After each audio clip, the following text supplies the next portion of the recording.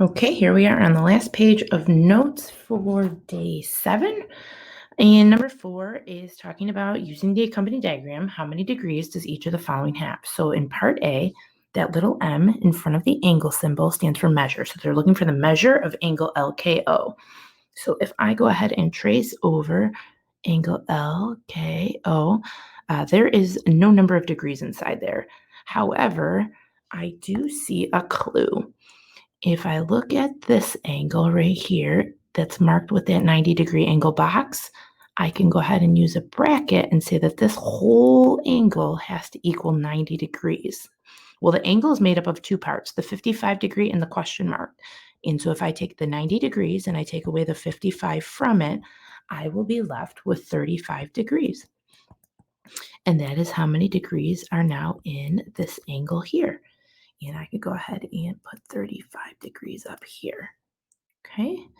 Part B, it says they want to know the measure of angle MKN. If I trace over M to K to N, they're looking for this angle, and there is no number of degrees in there. However, again, using my clues, if there is a 90-degree angle box on this side, there must be a 90-degree angles on this side. And so these two angles must also equal 90 degrees. And if you look, the one angle is 60. So if I do some side work and take 90 degrees and I take away 60, I will be left with 30 degrees for the measure of this angle right here, which is known as angle MKN. Part C. Part C is asking for the measure of angle MKO. If I trace over the angle M to K to O, we're looking at this angle right here that's made up of these two angles. And I have a 30 in one and a 55 in the other. And so if I do 30 degrees plus 55 degrees, there are 85 degrees in that angle. Okay. Part D. They are asking to name 5 acute angles. Keyword is acute.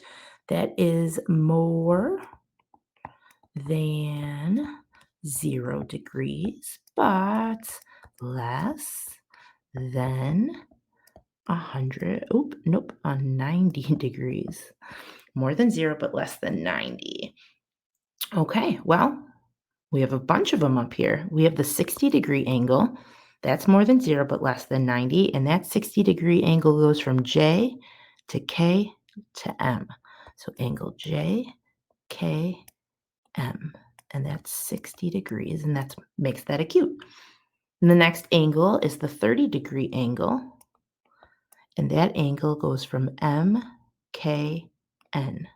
Angle M, K, N. Next one up is the 55-degree angle. That's definitely acute, and it goes from N to K to O. Angle N, K, O. Okay. Next one up is the 35-degree angle, and it goes from angle O, K, L, and that's 35. And then we have to remember part C from up here, that 85-degree angle. So if I put these two acute angles together, I get a still acute angle, a little bit bigger than both of them, obviously. And so that angle would be MKO. Angle MKO.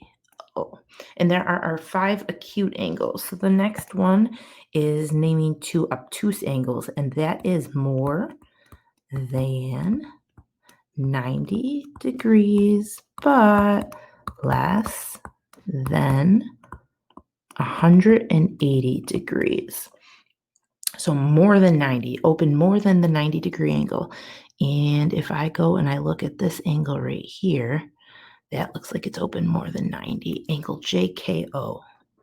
Angle JKO. And just to make sure, let's add up the 3 angles inside of there so we know exactly how big it is. It's made up of the 60, the 30, and the 55. If I add those 3 angles together, that's 145 degrees, and that is definitely obtuse because it's more than 90 but less than 180. Looking for the other acute angle, or I'm sorry, obtuse angle, if I go the other way, here, that's more than 90 as well. And that would be angle MKL. Angle MKL. And if I want to know exactly how many degrees is in that angle, so I can for sure say that it's obtuse, there are also three angles in there. There is the 30-degree angle, the 55, and the 35. And that would be a 90 and 30 is 120 degrees. So this angle is 120, and that it makes it obtuse because it's more than 90 but less than 180. Okay, some easier ones. Name two right angles. Remember, right angles have to be exactly 90 degrees. And under all of this, if you remember, there was that 90-degree angle box, and it was this angle right here, angle NKL. And going the other way, angle NKJ. Angle NKJ. Okay, last one. At the bottom, they're asking for a straight angle. A straight angle is open all the way up, and it's 180 degrees. It's very easy to find. It looks like a straight line. And so if you look at it here, we will call it angle JKL. All right, we have one last question to do on the bottom, which requires some drawing. And so in number 5, they're asking me to draw and label an angle to fit each description. The first one is an acute angle. Remember, acute angle is less than 90, more than 0. So how about that? Arrows on the ends. And because E is in the middle, we will call the vertex E. And we'll pick a point up here, call that D, and a point over here and call that F. Because they said acute, we'll give it a measurement like 53 degrees. That's an acute angle. Okay, Perpy.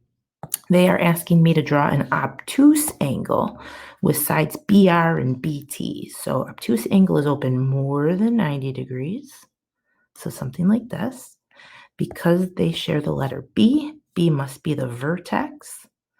And we can put R in the direction of the arrow this way and T in the direction of the arrow that way. And we will come up with a nice obtuse angle, let's say 127 degrees. And last but not least, on the bottom, part C, they want us to draw a right angle and name it angle V. So right angles are exactly 90 degrees. So we have to make sure that our rays look perpendicular to each other. Perpendicular lines form right angles. We're going to talk about that upcoming. There's my 90-degree angle box. We can put the number in there so that you know that 90 means that box. And they want us to name it angle V, which must be the vertex letter. And that is finished. All right, we'll see you on day 8 notes.